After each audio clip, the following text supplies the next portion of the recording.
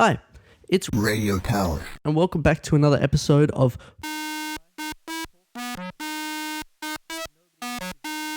today's subject. That RTX 5090 is pretty cool, but can it run Doom? If you want to learn about video game optimization, then there is no better person to learn it from than someone who has only learnt about this in the past 3 months or so. That's my funny, goofy way of saying I only have a baseline knowledge of this stuff, so please don't actually me in the comments when I inevitably get something wrong. I'm in fact just a white guy that talks about So from my understanding, video game optimization is basically min-maxing different aspects of your game that may affect performance, just to make sure whatever system you're playing on can handle the processes that are going on without wanting to off itself. Now, game devs have done this for years through things like streamlining their code base, baking in certain lighting and shadow effects, and rendering things in at different qualities depending on the distance it is from the player. It basically explains how that one Dark Souls 2 meme can run on a PS3 while looking like that. Now, I don't know if you've noticed recently, but games have gotten bigger. They've gotten more graphically intensive, they've gotten bigger open worlds, and they've gotten more complicated NPC systems. But in my opinion, games graphically kind of peaked already.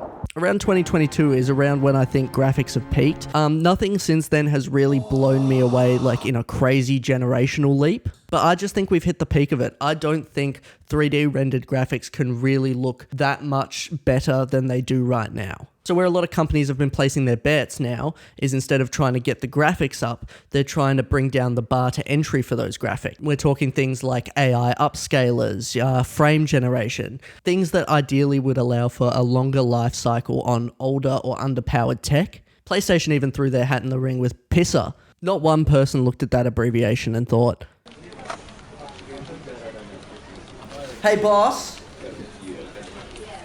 this kind of looks like pig." This technology has really been a game changer for what kind of processors that we can use, specifically in the handheld market, in the console market, where they don't have tons of money to pour into this. But the debate that's been going on within the community recently has been about developers not optimizing their games properly and then relying on this technology, even for higher end devices. Borderlands 4, anybody? That game was so hideously unoptimized that they had it crashing even in their own promotional material. Hold LB, which is the top thing there. Yeah, hold that. Wait, what? We just went to... What happened? Oh, the game? You crashed the game? I crashed the game. Their marketing slogans was Borderlands 4. It might run. It was so bad that I saw high-end PC gamers streaming Borderlands 4 through G-Cloud. And even then, it still wouldn't run right. Now, game optimization and buggy game launches have been a hot topic for years at this point. You want to talk about the way Jedi Survivor launched or the infamous Cyberpunk 2077 launch? Massive AAA big budget games launching in terrible conditions only to be fixed 2 years down the line was becoming a bit of a trend at that point and seems to be rearing its ugly head again with all this technology being shoved down your throat. Because who cares if the game doesn't run natively at launch? Just use frame gen. Now, if you're unfamiliar with the terminology that I'm using, upscaling is rendering the game at a lower resolution and then using AI to fill in the missing pixels. Whereas frame gen is running the game locked at 30 and then generating frames in between to get it to look like it's 60. Each has its own drawbacks. They're never perfect, even though they've gotten pretty good over the years. Upscaling can often have this kind of like fuzzy hue over everything due to it trying to guess what certain pixels would look like, whereas frame gen trying to assume motion, it can look a bit janky. But if it means that I can play Spider-Man on my Steam Deck, then I'm all for it. But then Nvidia goes and announces DLSS 5, and holy shit was this controversial. Basically what it does at a base level, it just puts an AI filter over the whole game that you're playing. It'll generate new lighting,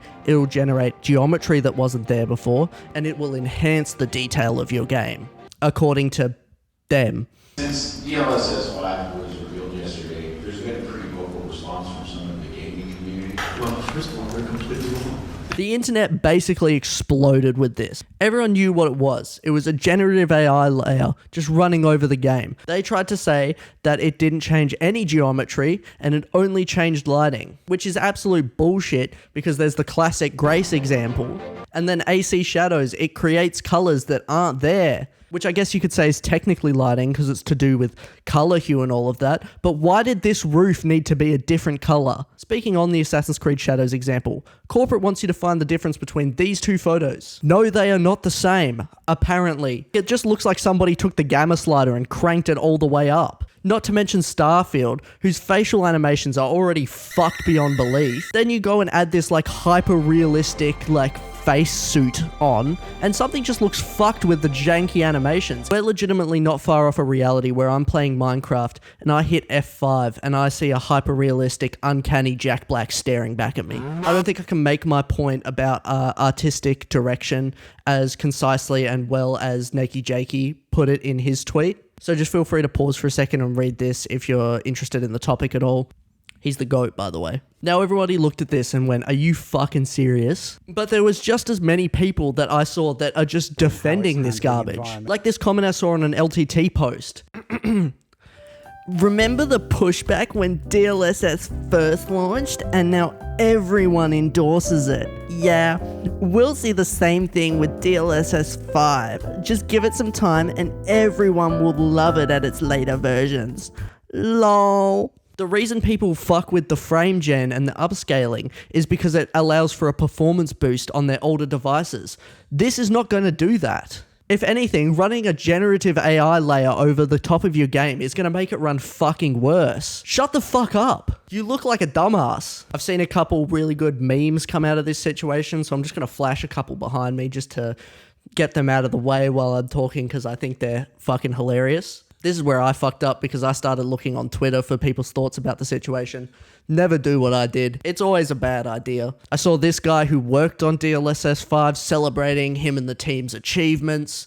I left a very nice comment under his post. Real talk, that was not very mature of me. Probably shouldn't have done that. I'm not usually the type of person to be leaving hate comments under people's posts. I just want to make that clear. I do not encourage this behavior.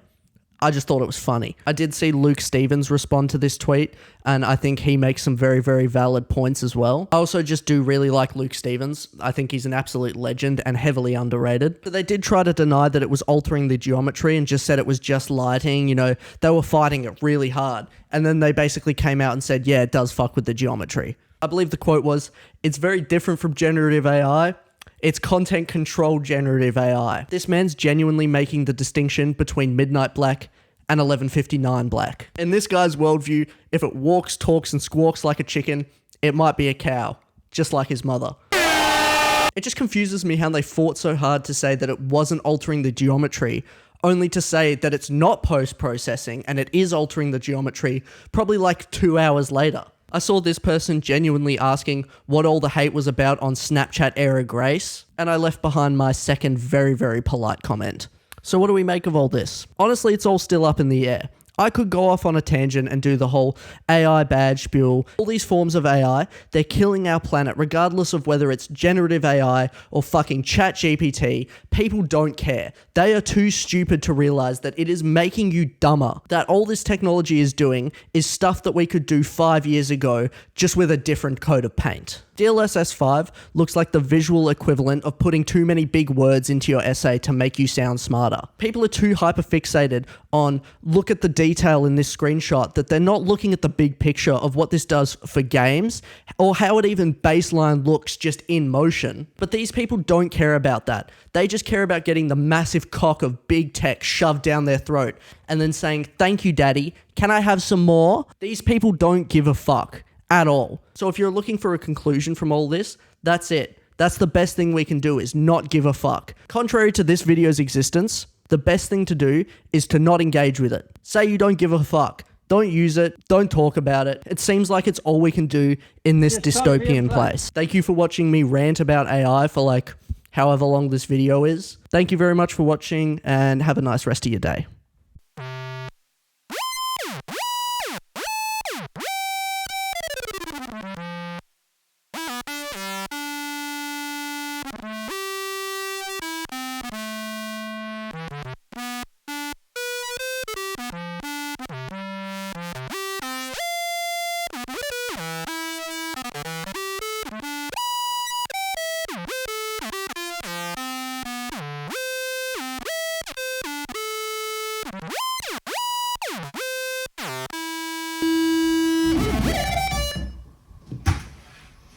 Nice.